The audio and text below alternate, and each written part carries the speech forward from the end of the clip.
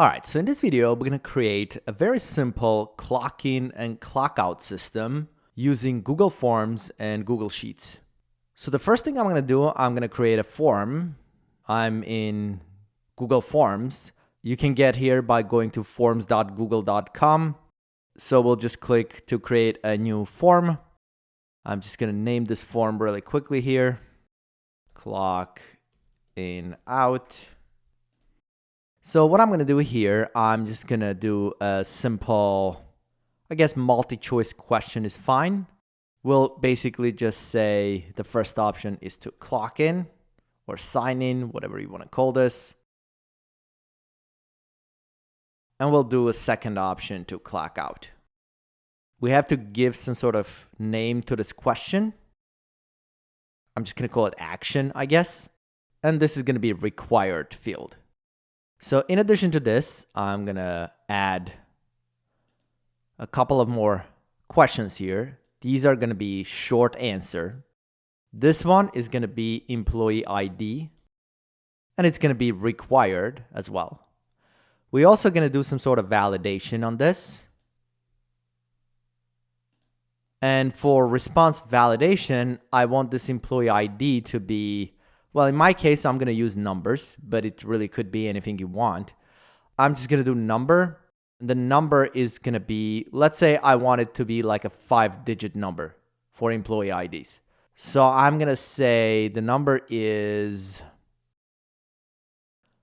so I wanted to do a whole number, but I'm not going to be able to do this because I want it to also force to be like a 5 characters long. So for that, I'm going to switch this to regular expression. And then I'm going to say matches. And then as a pattern, I'm basically just going to say it's 5 characters by putting this 5 within our square brackets. And since that's going to be numbers, I'm going to do D for digits. So this will basically be a number, and this is 5 of them. We could do between 4 and 5 by doing something like this, 4, 5. I'm just going to do 5 characters long. That should be good enough. Now, custom error text, I'm going to say enter valid ID. And I'm also going to add another field here, and I'll just pretty much copy this one. And for this one, I'm just going to call it verification code.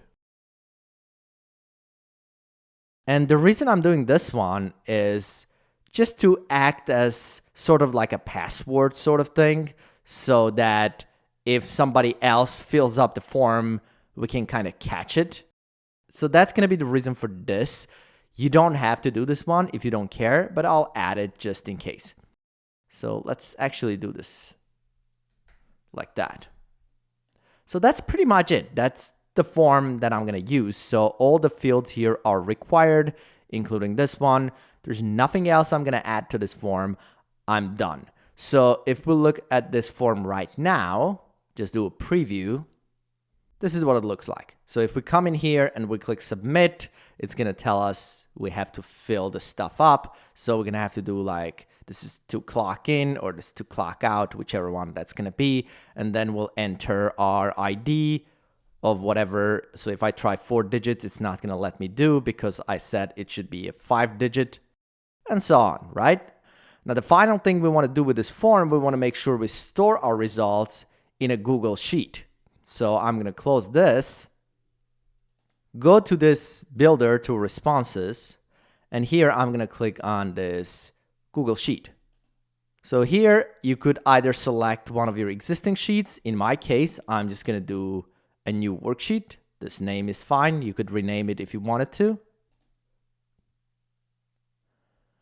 And that will create this spreadsheet. See, it's going to go all here, and we have our form responses. So you could rename this if you wanted to. I'm going to call this data or something. And at this point, if I go back and use the form itself, so you could just click send. That should give you the link right here, and that's going to be the link to that form. So this is the form you'll send to somebody else to use this, pretty much this link. And if I open that, That's our form. So at this point, if I just go in here and click clock in, enter my, what is supposed to be my ID, 12345, and then verification code, I'll do 56789 or whatever. If I click submit, that will just send that in. And if I go back and look at my spreadsheet, you'll see we got the time automatically entered for this, the clock in, the action, the ID of the employee, and that verification code. So if somebody else goes to that same form, they may go ahead and do clock in again, and then they have their own ID and their own verification code. Submit. Now we should have both of them clocked in, see, at the same time. I am going to just enter a few more lines here.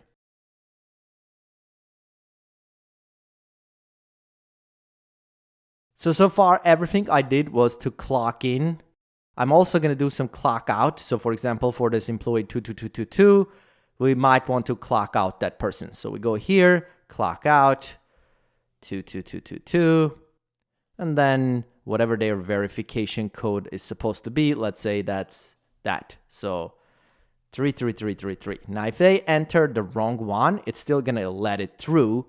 But basically, we're going to use this verification code to check later if that's matching the actual code. So see, this is now clock out. That's the time. This is our verification code and employee ID. So I'm going to have somebody else clock in after this one again. And then we'll clock out a couple of more people. For example, this 44444 and this 12345.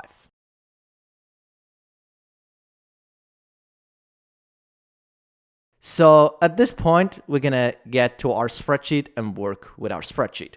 Now, using this data that's being entered, now I want to figure out who clocked in, what time, how many hours they worked, or minutes, or whatever it's going to be, and basically this sort of information.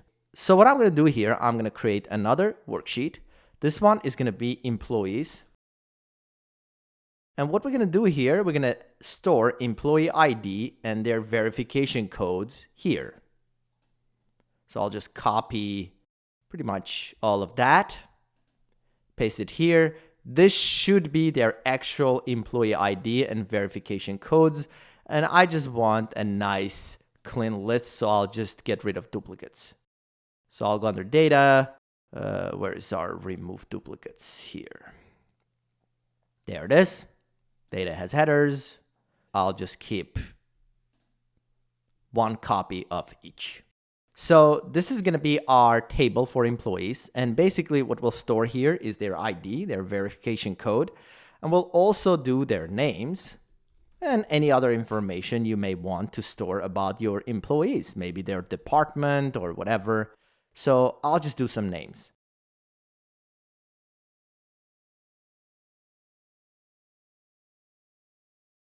So what I'm going to do in addition to this, I'm going to leave this data clean like this. This is our form responses.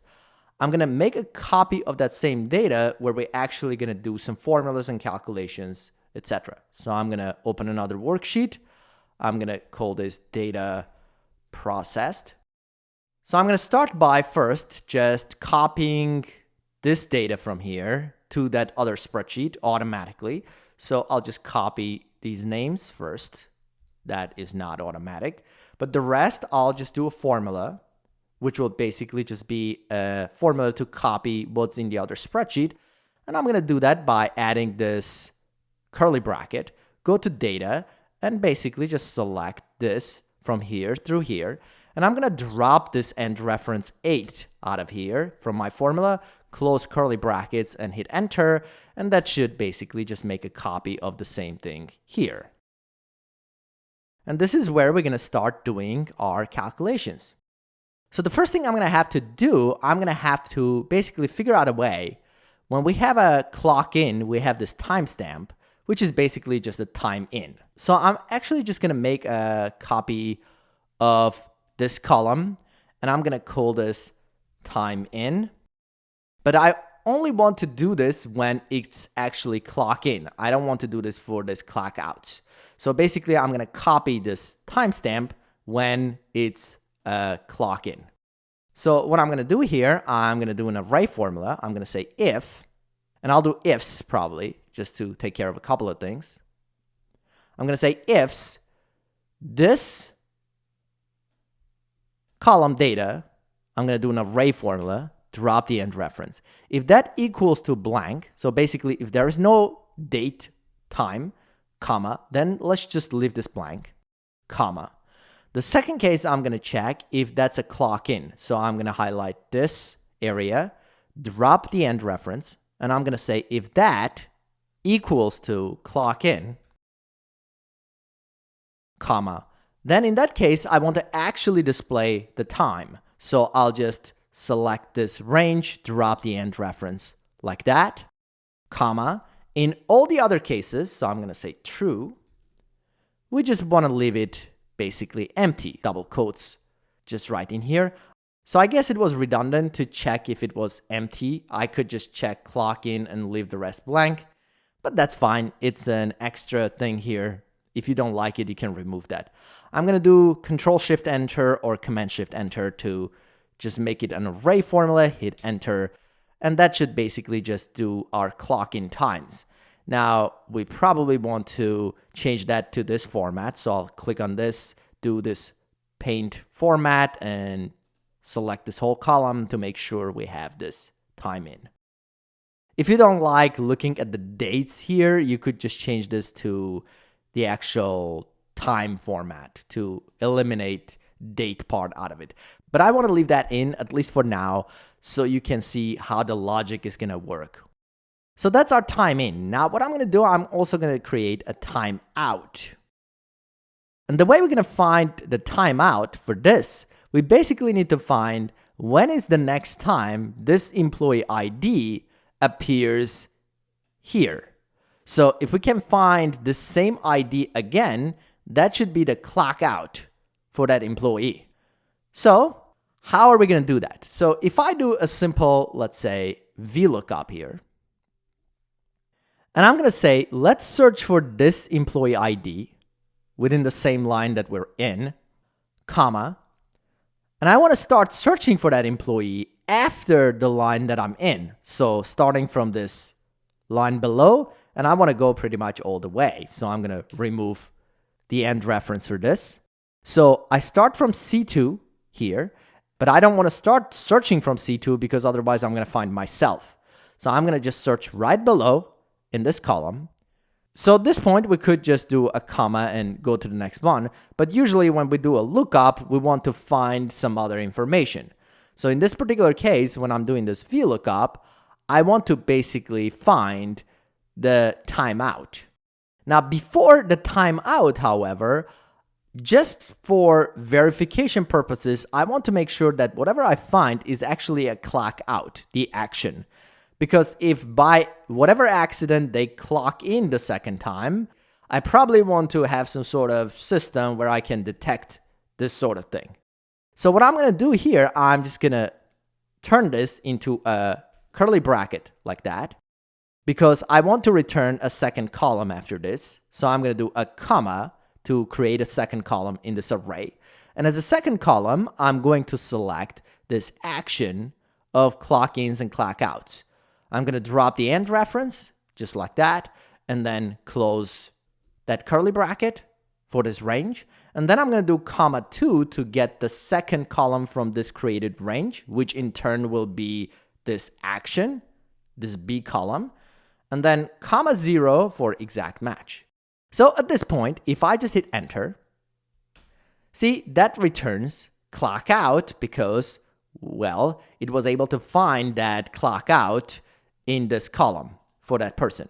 Now, if I take that formula and drag it down a little bit so you can see what happens, you'll see that I found clock outs for 3 people here, but this I'm getting an NA because, well, this person, 5555, they didn't clock out. And then the same sort of thing here. See, this 2222 they didn't clock out. Even though we don't really care about this line that much because this is an actual clock out line, we'll take care of that later. So what I want to show you, however, is that how this formula works is that after this first line, if I go to the next line, both of them kind of move down. So the cell reference moved down to the next line to get this employee ID. And both of these ranges kind of turn down as well to just start looking from the next row down and on. So that's one thing. So I'm going to repeat that same formula. I'm going to copy this VLOOKUP actually. For now, let's just put it in the next column. I'll combine it in a second. I'll copy the same formula, put it in here. And then what I'll do in this formula, I will change this to return instead of this action, which is clock in or clock out. I'm going to get rid of that B column. And I'm going to select the actual time, again, to match the range of IDs I've selected here starting from row 3. This now should again find the next employee ID, basically, which is the same employee ID, but it should give us the actual time of that clock out instead of giving us the clock out action. So you can see for this person, for example, employee ID 12345, I have the next clock out happening here, where this is the time and the date. And if we check, we should be able to see that what we found is that clock out time. And if we look at this one, 22222, again, their clock out should be this one right here. And if we check, that's the correct clock out time. So now we need to incorporate two of these formulas together with an extra tweak to this. The first thing I want to do, I only want to do this sort of thing if this is clock in. I don't want to get the clock out time for the clock out. Okay? So only if it's a clock in, I want to do this thing. And the second thing I want to make sure I do is that I only want to get the clock out time if the next time that was found, the next row that was found with that person is clock out. This is the reason I did this VLOOKUP, because if this ends up being a clock in, we know there is some sort of problem. So what I'm going to do, I'm going to get back to this formula and I'm going to add an ifs statement here. I'm going to say ifs, open parentheses.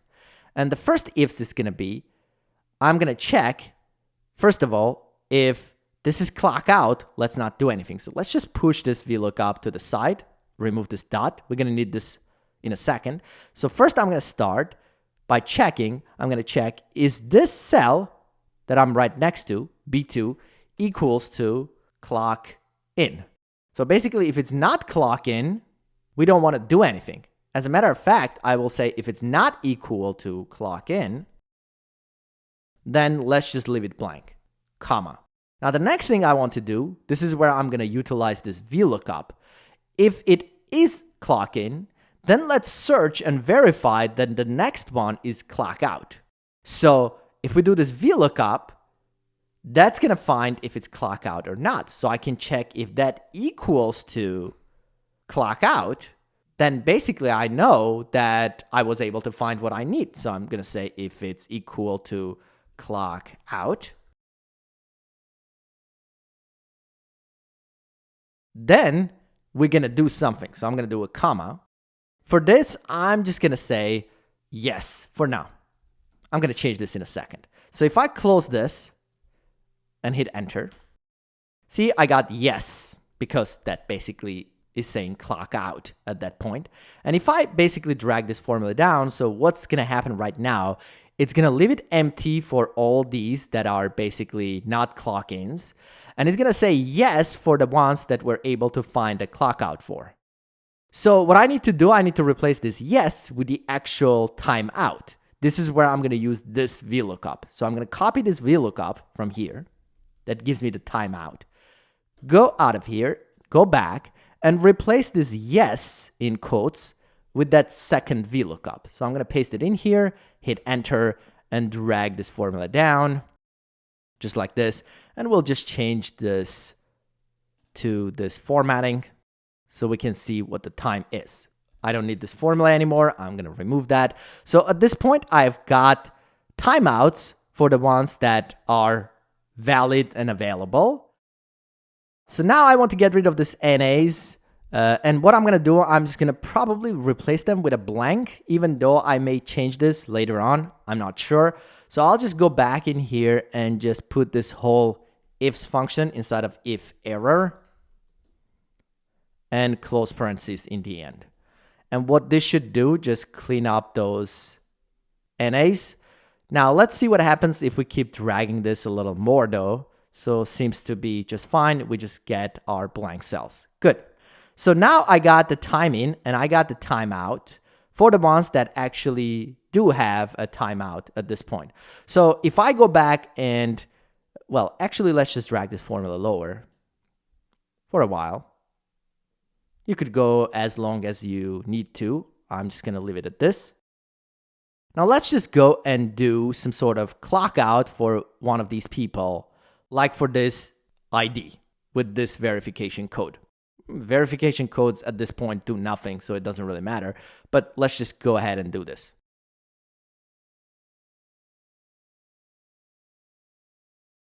Okay, so let's go back and take a look.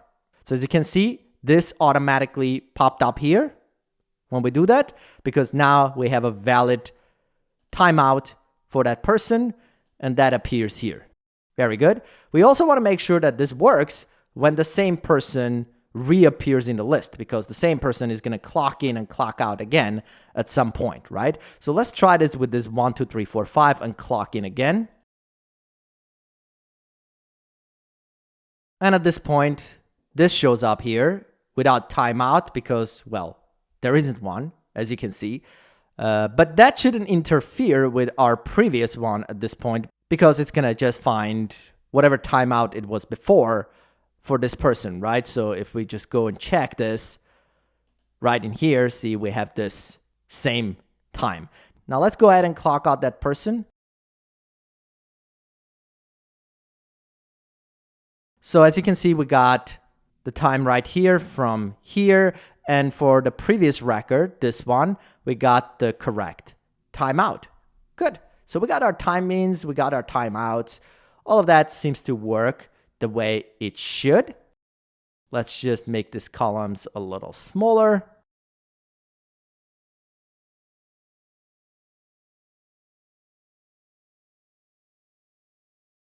So now that we have our time ins, our timeouts, we should be able to calculate how long they worked. So what we'll do, we'll simply just do a subtraction, and we want to do this in a way that only works for these ones where both timeout and time ins are available. Like for this one, I don't want to calculate hours worked because there is no clock out time. So what we'll do a check if there is a timeout. So I'll say if this column is not equal to blank, comma, then we want to do our calculation. So I'll take the timeout, this, remove the end reference, minus the time in, comma. In all the other cases, I'll just leave it blank. Just like that. Double quotes. And then because this is going to be an array formula, we'll do our Command Shift Enter or Control Shift Enter to get our array formula wrapper, hit Enter, and you should be able to see we got this. So this is basically the length. We can format this as duration. See, that's like how long it was. Let's just call it duration worked, actually. Now, if you wanted to represent this in like hours or something like that, because right now these durations are realistically, even though they look like, minutes and seconds, they are actually percentages of the day. So if we want to calculate this in hours worked, which is, I guess, what most people are going to want to do, we could do that by taking that percentage here, multiplying it by 24. And then we want to represent this as a number. So 0.05, and it's a rounded number most likely. So if we increase this, so this should be hours worked. Now to check that this is correct, let's go and change the timeout for this person. And when I change that, I cannot change it here. All of this is formulas. Nothing should be touched in the spreadsheet.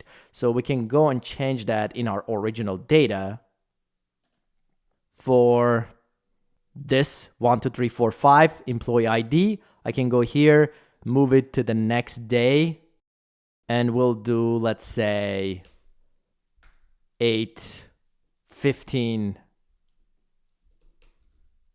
something like that, 46, whatever that time may be. So at this point, let's go check what we get as our total hours. So as you can see, we got 9.22. So 9 hours and 0.22. Now that's not 22 minutes, that's 0.22 of hours. So that's this 13 minutes. So now at this point, we can just convert this to an array formula to do this for this whole column. And we only want to calculate it if this duration exists.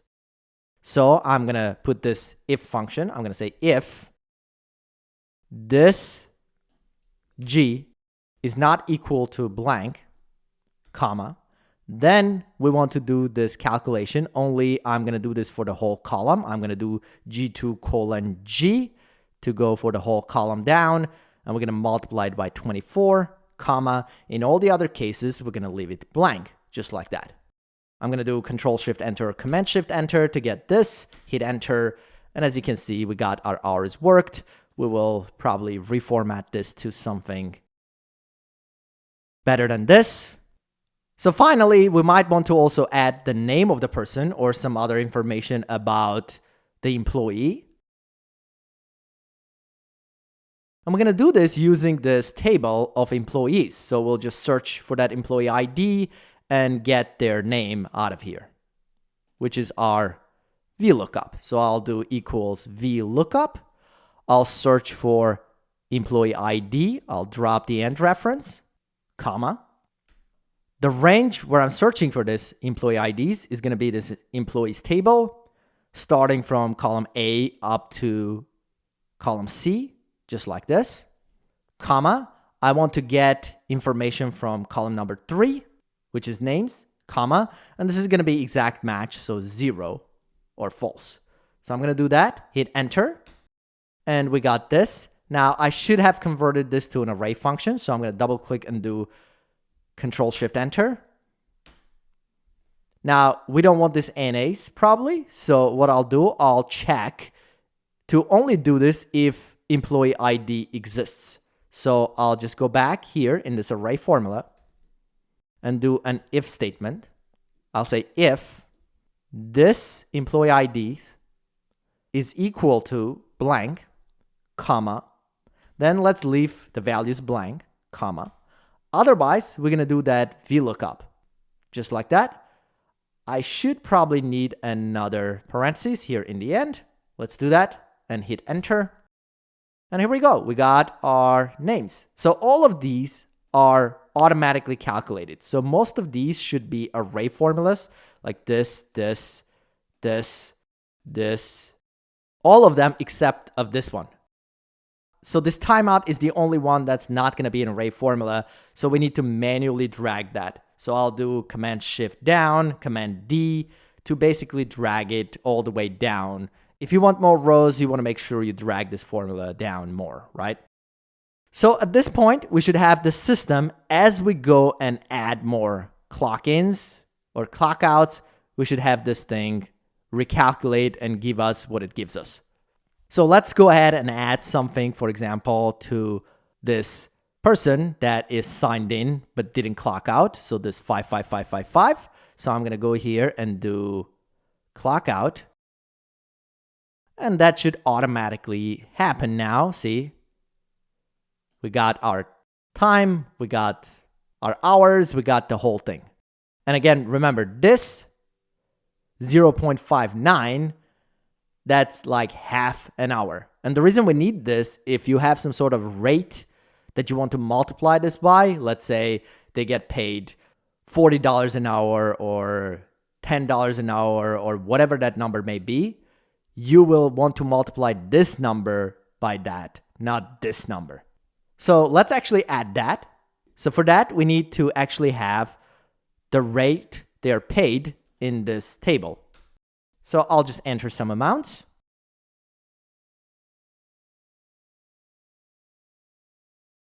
Like that. And now, because we have the rate, we should be able to do a lookup to get those rates to our table here too. And that's going to be very similar to this one, except that for hourly rate, I'm only going to do it if there is some sort of duration or hours worked. So I'll just do if this column, drop the end reference. If that equals to blank, comma, then I want to leave this blank, comma. And in all the other cases, then I want to do my lookup. So I'll do VLOOKUP. I'll look up their ID, comma. I'm going to look up their ID in this employees table. So I'll start from ID, go to rate column, comma. We need the rates, so 1, 2, 3, 4, comma, and then we want this to be exact match, so 0 or false, close parentheses, Command-Shift-Enter or Control-Shift-Enter to array formula this, and hit Enter, and there we have it. We got our hourly rates. So now you could take that rate and multiply it by the hours if you wanted to get their total. Let's do that. So I'm going to just simply say if this hours work exists. So I'm going to say if this column equals blank, comma, leave it blank. Otherwise, comma, I want to take this hours worked column, remove the end reference, and multiply it, which is our multiplication sign, by this hourly rate, drop the end reference again, close parentheses, Control-Shift-Enter or Command-Shift-Enter to get array formula, hit Enter. We got our totals. Now, since this is going to be used in some sort of payroll thing, then we probably want to also have something that is going to tell us which week each one of these things belongs to within the year, so we can use it as a breakdown. And for that, we should have this week number function. We should be able to point to a date. So I'm going to probably use timeout date for this. So see, that gives us, this is the 13th week of the year, comma. And then as the type, you have actually multiple options here. So if you just scroll down here, see, these are the types. See, this begins on Sunday, then it begins on Monday, and then you also have that like New Year situation sometimes. So this is more like for accountants. So let's say for our case, the week is going to start, let's say from Monday. So I'm going to choose this 2 as the option for this. So I'm going to go back here and do 2, close parentheses, and hit Enter. So this is going to be our week number of the year. So if I drag it down, all of these are 13. This is saying 53 because there's nothing in here, and it basically looks at this as 0, which we want to basically eliminate. So we're going to basically add an if statement for this function too. And we're going to say if this timeout equals blank, then leave it blank, double quotes, comma. Otherwise, we're going to do this formula to get the week number of the year. So that's the 13th week of the year. So I'm just going to convert this to an array formula. Hopefully week number formula accepts arrays. So I'll just do F2 colon F and then F2 colon F again. Control Shift Enter. And there we go. So now we have our week of the year. Looks good to me. So at this point, using this data, we should be able to just select all of these columns, go under data and build a nice pivot table. So I'm going to do pivot table, new sheet. I'm going to call this one report. And this is where we can get all our reports for totals. So I can just go in here and add in values to have their wage, for example, or I can add their duration worked or hours worked as a number, whichever one you want to do. And then we can break it down on the rows by, let's start with the employee name. Now, if you don't have more than one person with the first and last name that are the same in the company, then this is fine. You could just use employee names like this. If you could have two people with the same first and last name, you probably want to add employee ID here as well and just remove this totals thing probably from here for employee IDs like this. I also want to remove this empties because I've selected the whole column because I want this to auto update. But at the same time, I want to make sure I remove all of these blanks. And the way I'm going to do that, I basically want to only include the ones where we have some sort of timeout. When this is not blank, we want to include that in our calculation. For all of this blank other stuff, we don't need that in this pivot table. So for that, again, we'll go back and where is our report? This one, and add a filter in the bottom, and we'll use that column timeout, and we'll add a rule for this. We'll say filter by condition, and we want to say it is not empty. Hit OK. That should take care of those blanks. And finally, we probably want to have something where we can basically break this down by the week of the year, which you could add as a row as one option.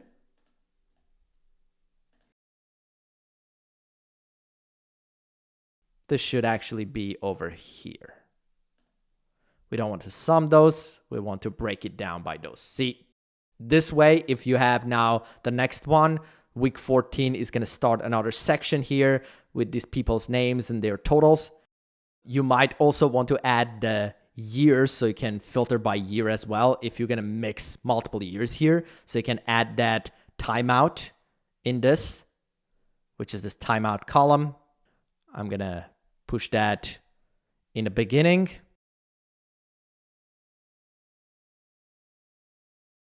And then I'm going to right click on one of these dates, create pivot date group, and just choose year. So now if you had like 2021, 2022, etc., you should be able to basically break it down between those. You could either use this setup or you could put these things in a filter and filter by these columns instead of just listing everything, which might be sometimes a better idea, I guess. So just to give you an example of that, I could just take this timeout year, this column, and drag it over to filters, which is apparently not as easy as it seems.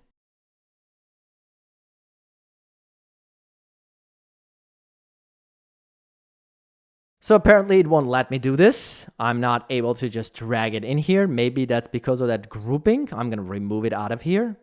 Let's also remove week of the year out of here. So now I'm going to try to add those two filters, and it's probably not going to let me for one of them for the date because it's just a date. So I'm going to do week of year over here.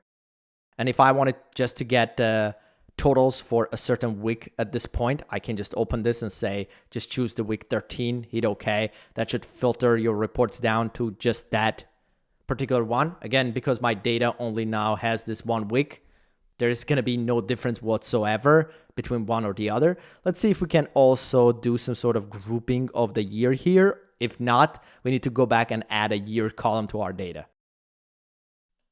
So yeah, we already have timeout here. It's not going to let us filter by year as well. So for that reason, I'm going to go back and add another column to our data. Let's go back here and add after this, let's just say year. And we're going to do a year function, and we're going to grab it out of this timeout. I'm going to do array formula. Again, that's going to get us this, but we only want to do this for the ones that exist. So I'm going to do that if statement again. I'm going to say if this equals to blank, comma, then leave it blank, double quotes, comma. Otherwise, use the year. Hit enter.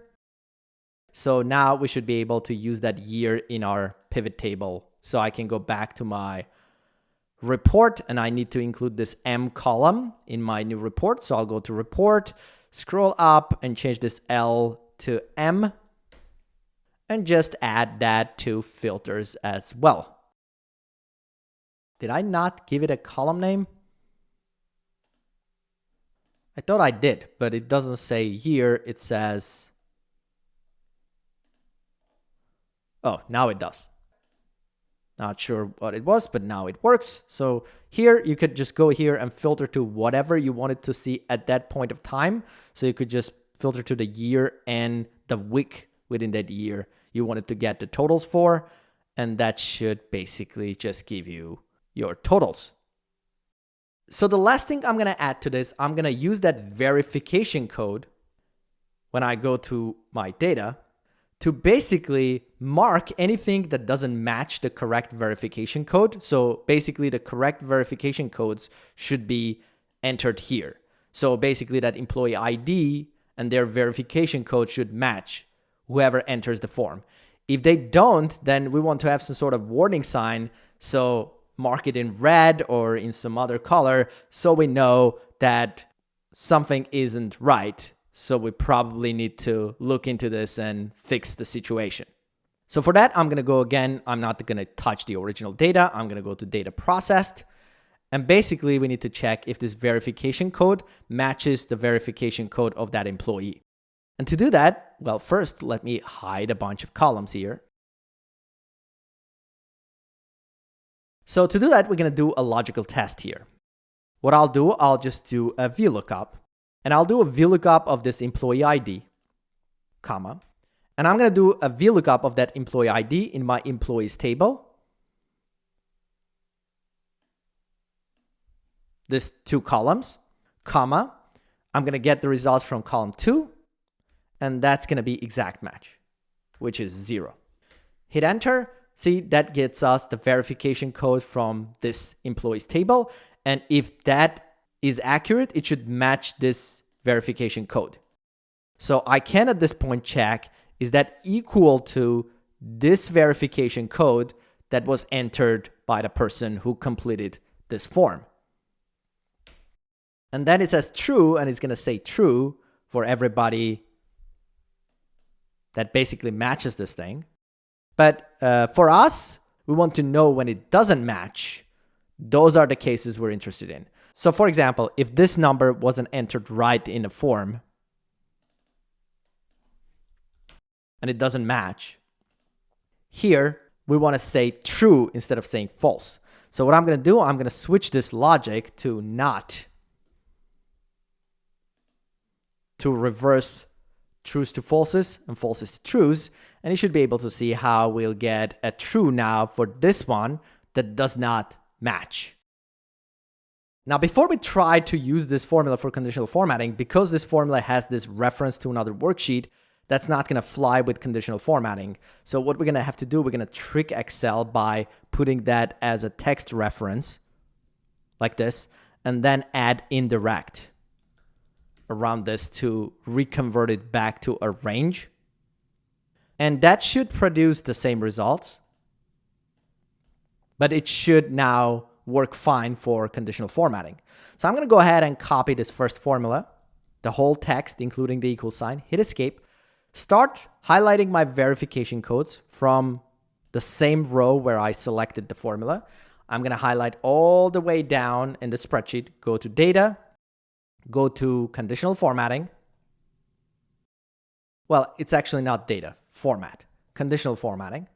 And then here, I'm going to change this to custom formula is, paste the formula in here, and then choose some sort of format. So we'll do dark red background color, and we'll do white text color, something like that. Maybe make it bold, press done. And what should happen now if this worked correctly? That one verification code that didn't match, it should turn red. So this should basically give us a warning sign that the verification code that was entered didn't match. So this needs to be looked at. So we can go in here and change that back to proper verification code, I guess. So now it should not have that formatting coloring. So I'm going to delete all of these falses and truths because I don't need it. I'm going to reopen this back. So we're back to this. So at this point, just to test this, let's go back and add another clock in and not enter the correct verification code. So for example, for this one, it should be, see, based on this, for this person, it should be 5/4. And if I enter anything else, it should basically complain about it. So I'm going to go back and basically add a clock in and basically just do a verification code that doesn't match. Hit submit. That should submit the form. That goes to this. Now let's go to our data processed. And you can see that's marked now in red because that verification code didn't match our actual code that we have in here. And at that point, you can look into this and see what's going on. So there you go. That should give you a good starting point. Thanks for watching. Please subscribe, and I'll see you in the next video.